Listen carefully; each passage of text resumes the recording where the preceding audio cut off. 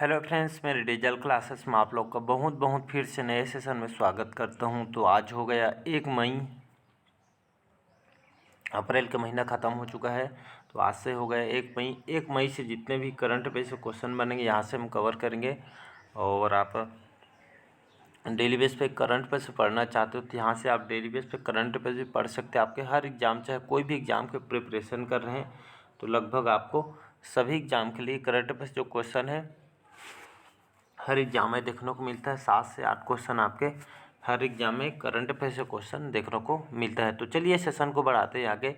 और पहले बार आए हैं तो चैनल को सब्सक्राइब करके रख लीजिए ताकि नोटिफिकेशन आप तक पहुंच पाए। तो पहला क्वेश्चन है, हाल ही में आरबीआई ने, रिजर्व बैंक ऑफ इंडिया ने किसे सिटी यूनियन बैंक के एमडी और सीईओ के रूप में नियुक्त किया गया? तो अरुण कश्यप, हरिहर मिश्रा, एन कामाकोटी या आपके इनमें से कोई नहीं। तो इसका जो करेक्ट आंसर हो जाएगा एन कामाकोडी। इनको हाल ही में जो आरबीआई के द्वारा इनको सिटी यूनियन बैंक के एमडी और सीईओ के रूप में नई नियुक्ति दी गई है। तो इसको याद रखिएगा।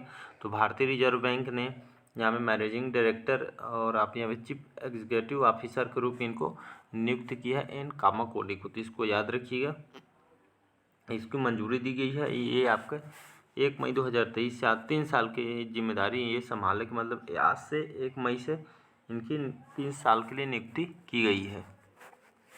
तो इसको याद रखिएगा। आरबीआई की बात करूँ यहाँ पे भारतीय रिजर्व बैंक कहते हैं, जिसका हेडक्वार्टर मुंबई महाराष्ट्र में इसका हेडक्वार्टर है। इसकी स्थापना की बात करूँ 1 अप्रैल 1935 की स्थापना किया गया था। अभी शक्तिकांत दास जी अभी 25वें क्रम के गवर्नर है वर्तमान में। तो इसको याद रखिए, इंपॉर्टेंट क्वेश्चन है। अगला क्वेश्चन देखते हैं। दूसरा क्वेश्चन देखते हैं, हाल ही में किसने रिफ्लेक्शंस नामक नई किताब का लोकार्पण किया है? तो पीयूष गोयल, निर्मला सीतारमण, स्मृति ईरानी या इनमें से कोई नहीं। तो इसका जो करेक्ट आंसर हो जाएगा निर्मला सीतारमण। निर्मला सीतारमण कौन है? तो हमारे अभी वित्त मंत्री हैं, इसको याद रखिएगा। तो निर्मला जो हमारे सीतारमण, इन्होंने हाल ही में जो मुंबई सिटी में इस रिफ्लेक्शंस नामक एक किताब का लोकार्पण इन्होंने किया इनके द्वारा।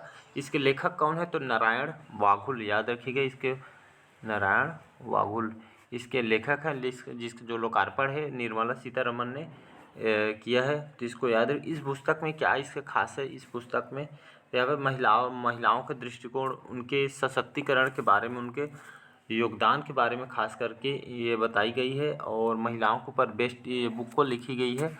तो हाल ही में जो निर्मला सीतारमण ने इस मुंबई में इस किताब का लोकार्पण किया है। तो इसको याद रखिएगा। महिलाओं की भूमिका, उनकी दृष्टिकोण और सशक्तिकरण, ये आप उनके ऊपर बेस्ट है बुक। तो इसको याद रखिएगा। अगला क्वेश्चन देखते हैं।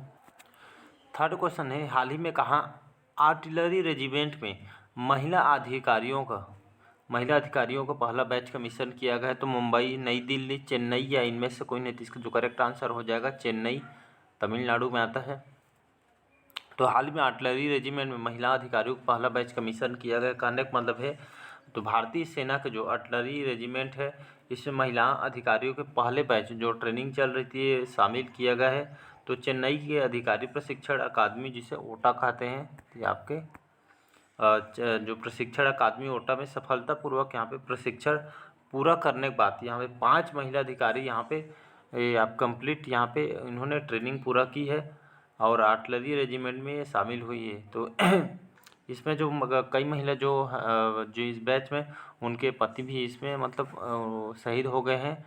तो इनको मतलब उनको ये भी आपके यहाँ पे सेना में शामिल हुए हैं, कुछ करना चाहते देश के लिए। तो इसी का जो पहला बैच कमीशन यहाँ पे चेन्नई में इसका कंप्लीट हुआ है, जिसमें 5 महिला अधिकारी आर्टिलरी रेजिमेंट में शामिल हुई है। तो इसको याद रखिएगा। अगला क्वेश्चन देखते हैं। हाल ही में किसने promoting millets in diets best practices Akash Seth institute of India पुस्तक जारी की है? तो नीति आयोग ने, शिक्षा मंत्रालय, कृषि मंत्रालय या इनमें से कोई नहीं। तो इसका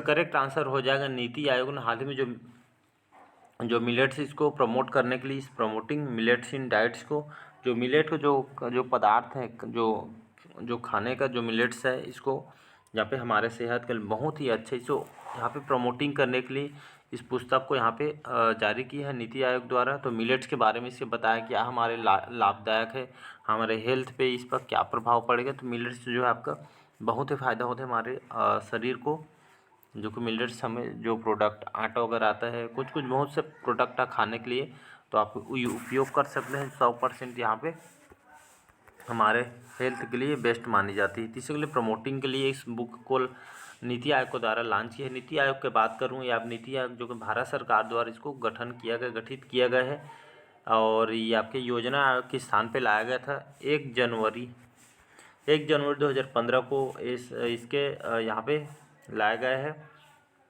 प्रस्ताव के द्वारा मंत्रिमंडल में। मतलब 1 जनवरी 2015 को ये आपके दो योजना आयोग की जगह नीति आयोग को लाया गया है, तो इसको याद रखिएगा। तो इसकी स्थापना 1 जनवरी 2015 को किया गया है। इसका हेडक्वार्टर न्यू दिल्ली में इसका हेडक्वार्टर है, और इसके चेयरमैन कौन है, तो नरेंद्र मोदी जी जो हमारे प्राइम मिनिस्टर ही इसके चेयरमैन होते हैं। कई बार एग्जाम में क्वेश्चन पूछता है, तो इसको याद रखिए नीति आयोग के चेयरमैन कौन होते हैं, तो नरेंद्र मोदी, इसको याद रखिएगा, जो कि भारत सरकार के द्वारा इसको गठन किया गया है। नीति जो आयोग इसका फुल फॉर्म होता है इंडियन, यहाँ पे इसका फुल फॉर्म होता है, कई बार एग्जाम में क्वेश्चन, इसका फुल फॉर्म होता है नेशनल इंस्टीट्यूशन फॉर, ये आपका ट्रांसफॉर्मिंग फॉर इंडिया लिखाता है, Indian institution for transforming India, ये नीति आयोग का फुल फॉर्म होता है। अगला क्वेश्चन देखते हैं, हाल ही में केंद्रीय कैबिनेट ने देश में कितने नर्सिंग कॉलेजों की स्थापना को मंजूरी दी है, तो 142, 164, 157 या इनमें से कोई नहीं। इसको मोस्ट इंपॉर्टेंट, इसको एमपी करके मार्क करके रख लीजिएगा। तो हाल में जो केंद्रीय कैबिनेट है देश में लगभग 157 कॉलेजों नर्सिंग जो कॉलेज है इसकी स्थापना को मंजूरी दी है। तो 157 नए नर्सिंग कॉलेज कैबिनेट की स्थापना यहाँ पे मंजूरी दी गई है। तो आपके जो हमारे जो केंद्रीय जो हमारे स्वास्थ्य मंत्री मनसुख मंडाविया ने आपके कैबिनेट बैठक के बाद ये आपके इसको बातचीत करने के बाद इस स्थापना को मंजूरी दी है। तो 157 नर्सिंग कॉलेजों की स्थापना की जाएगी, या लगभग इसमें लगभग 15,700 इसमें ग्रेजुएट होके मतलब 1 साल में तैयार हो जाएंगे। तो इसी को यहाँ पे जो नर्सिंग ग्रेजुएट तैयार होगी, इसी में यहाँ पे जो भारत में जो कि गुणवत्तापूर्ण यहाँ पे सस्ती समान नर्सिंग शिक्षा सुनिश्चित यहाँ पे कराया जाएगा। ये आपके कैबिनेट जो केंद्रीय कैबिनेट में आपके इसमें बात हुआ है, और लगभग इसमें जो 1570 करोड़ का बजट इसमें रखी गई है। तो 157 इसको याद रखिएगा। बढ़ते हैं अगला क्वेश्चन तरफ। अगला क्वेश्चन देखते हैं, हाल ही में आयुष्मान भारत दिवस, यह दिवस कब मनाया गया है, तो 28 अप्रैल, 30 अप्रैल, 29 अप्रैल या इनमें से कोई नहीं। तो इसका करेक्ट आंसर हो जाएगा 30 अप्रैल। तो 30 अप्रैल को भारत में आयुष्मान भारत दिवस 30 अप्रैल को हर साल ये मनाया जाता है। ये इसके मनाने के पीछे क्या है, तो इस मनाने के जो पीछे का उद्देश्य है, जो गरीब हैं, गरीब लोगों के लिए खासकर उनके स्वास्थ्य कल्याण को बढ़ावा देना है, और साथ ही साथ उनको जो बीमा है, इस लोगों को बीमा भी कराना है, मतलब बीमा जितने भी बीमा वगैरह है जिससे इसको प्रॉफिट देना है, बीमा लाभ प्रदान करना है इसमें गरीब परिवार के लोगों को। 30 अप्रैल इसीलिए इस दिवस को मनाया जाता है। अगला क्वेश्चन देखते हैं, हाल ही में किस आईआईटी ने साइबर सुरक्षा कौशल कार्यक्रम का शुभारंभ किया है, IIT Mumbai, IIT Delhi, IIT Kanpur, इनमें से कोई नहीं। थी इसका करेक्ट आंसर हो जाएगा आईआईटी कानपुर। तो आईआईटी कानपुर ने ये आपका साइबर सुरक्षा कौशल कार्यक्रम का शुभारंभ किया है। तो किसके द्वारा, तो आईआईटी आपके कानपुर के द्वारा। तो साइबर सुरक्षा प्रौद्योगिकी इनोवेशन हब सी आपके इसके द्वारा लॉन्च किया गया है। एक खासकर के इसमें साइबर से संबंधित इसमें इस कौशल कार्यक्रम में बताया जाएगा फिजिकल सिस्टम मिशन के तहत। और मैं साइबर सुरक्षा कौशल प्रशिक्षण कार्यक्रम शुरू करने का जो मेन मकसद है इससे आपका जो साइबर सुरक्षा कौशल कार्यक्रम इसमें ऑनलाइन इसको प्रोवाइड किया जाए। कोई भी राज्य के इसमें ऑनलाइन इसमें पंजीयन कर सकते, इस कार्यक्रम कौशल कार्यक्रम का यहाँ पे लाभ उठा सकते हैं। कोई भी राज्य हो तो छात्रों को ये आपके उनके मतलब ये जो साइबर सुरक्षा छात्रों के लिए खास करके उनके लिए लाई गई है। इसमें इंटर्नशिप कर सकते हैं कोई भी छात्र हो। अगला क्वेश्चन देख, अगला क्वेश्चन देखते हैं, हाल ही में भारत ने किस देश के साथ क्वालिटी इंफ्रास्ट्रक्चर पर नए वर्क प्लान पर हस्ताक्षर किया है? तो यूक्रेन, जर्मनी, इटली या इनमें से कोई नहीं। इसके जो करेक्ट आंसर हो जाएगा जर्मनी के साथ। तो भारत ने जर्मनी के साथ यहाँ पे क्वालिटी इंफ्रास्ट्रक्चर पर नए वर्क प्लान किया गया समझौते की अर्थव्यवस्था को लेकर, और यहाँ पे दोनों देश के बीच अच्छे संबंध हो, इसलिए यहाँ पे इंडिया और जर्मनी के साथ ये आपके हस्ताक्षर किया गया है। इसमें आर्थिक संबंधों और यहाँ पे हर क्षेत्र में, हर सेक्टर, चाहे बिजनेस सेक्टर हो चाहे कोई भी सेक्टर हो, इसमें सहयोग के मुद्दों पर इसमें केंद्रित किया जाएगा। तो ये आपके जर्मनी के साथ ही आपका हस्ताक्षर किया गया है। और यहाँ पे मैं बात करूँ जर्मनी, जो आपका जर्मनी कौन सी कंट्री में आती है? तो ये आपके यूरोप में आती है, इसको याद रखिएगा। यूरोप में आती है कंट्री जर्मनी, और यहाँ की जो कैपिटल है बर्लिन, यहाँ की कैपिटल है, इसको याद रखिएगा। और यहाँ के जर्मनी की बात, प्रेसिडेंट या राष्ट्रपति यहाँ के कौन होते? फ्रैंक वाल्टर जो स्टेनमेयर है, वर्तमान में यहाँ के अभी प्रेसिडेंट है, इसको याद रखिए। चांसलर ओलफ सोलोज जो है ये अभी वर्तमान में चांसलर यहाँ के, इसको याद रखिएगा। यहाँ के ऑफिशियल जो लैंग्वेज है जर्मन, यहाँ की भाषा है, यहाँ पे जो लोकल लोग जर्मन भाषा उपयोग करते। अगला क्वेश्चन देखते हैं, हाल ही में प्रतिष्ठित गोल्डन ग्लोब रेस पूरी करने वाले पहले भारतीय कौन बने हैं? तो यहाँ पे गोल्डन ग्लोब रेस पूरी करने वाले पहले भारतीय बने हैं आपके प्रकाश सेन, खुशवंत सिंह, अभिलाष टॉमी। नाम को याद रखिएगा, या इनमें से कोई नहीं। इसका करेक्ट आंसर हो जाएगा अभिलाष टॉमी, जो कि नौसेना के सेवानिवृत्त अधिकारी हैं, मतलब सेवा कर चुके हैं भारत के, तो नौसेना में थे आपके। तो ये आपके जो सेवानिवृत्त अधिकारी जो कमांडर थे अभिलाष टॉमी, इन्होंने गोल्डन ग्लोब रेस पूरी करने वाले पहले भारतीय बन गए हैं। तो इसको याद रखिए। इन्होंने जो एकल नौकायान जो रेस होता है, बोटिंग पानी में जो रेस होता है, नौकायान ये जो रेस है, तो इन्होंने इसमें जो गोल्डन ग्लोब रेस पूरी करने वाले भारतीय अभिलाष टॉमी बने हैं। तो इसको याद रखिए। इस प्रतियोगिता में आपका